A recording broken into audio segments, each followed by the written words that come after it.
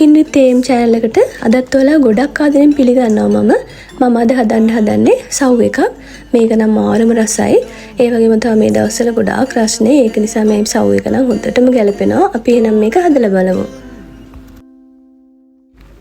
මම මෙතනදී අරගෙන තියෙනවා සව් වලින් හැදි 4ක් විතර.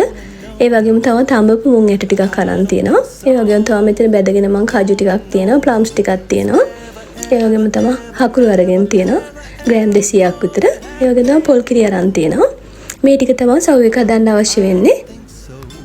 මුලින්ම අපි සව් ටික භාජනයකට දාගන්න. මම සව් ටික හොදලා ගන්නවා ඊට පස්සේ. මෙතනදී මම වතුර අරන් තියෙන අණු කෝප 3ක් විතර. ඊට පස්සේ හොඳින් සව් එක මේ විදිහට තඹ ගන්න ඕන.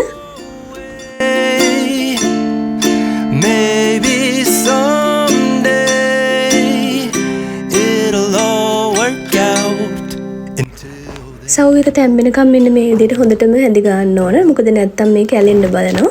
මෙන්න මේ විදිහට මේ සව් එක ඇත්තටම හරි ගුණයි. ඒ වගේම තමයි සව් මේ කියන්නේ ප්‍රෝටීන් බහුල ආහාරයක්. ඒ වගේම තමයි මේ රස්නෙත් එක්ක මේ වගේ කෑමක් මේ දවස්වල නම් මාර විදිහට ගැලපෙනවා. Oh no.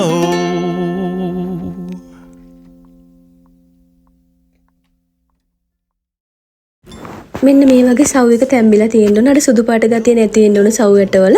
ඊට පස්සේ අපි මුලින්ම පොල් කිරි එක දාගන්නවා. පොල් කිරි එක දාගෙන හොඳට මේ වගේ කලවම් කරගන්න ඕන ටිකක් වෙලා. Ever gonna happen? I don't think so. No. I don't think so.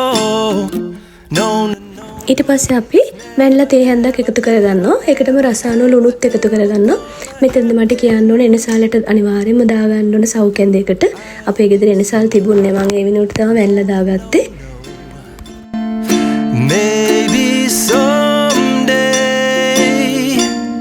you'll have it your way.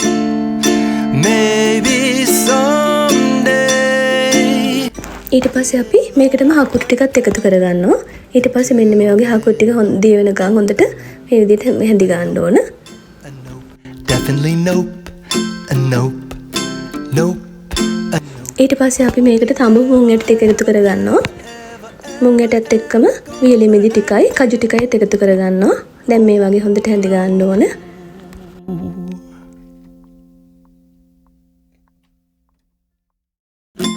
I don't think so. No. I don't think so. No. It's never, ever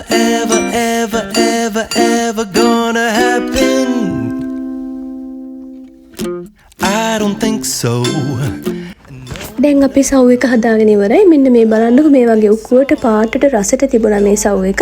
ඒ වගේම තමයි මේ දවස්වල තියෙන රස්නෙත් එක්ක සව් වගේ හිම් බොනවා නම් ඇත්තටම හොඳයි. ඒ වගේම තමයි මුං ඇට කියන්නේ හරිය සීතල කෑමක්. මේකත් මේක සව් එකට දැම්මම මාරම රසයි. ඒ වගේම තමයි අනිවාර්යයෙන්ම මේක හදලා බලන්න ඔයාලා. හදලා බලලා රස බලලා මට පහලින් කමෙන්ට් එකක් ලයික් එකක් දාගෙන යන්න අමතක කරන්න එපා.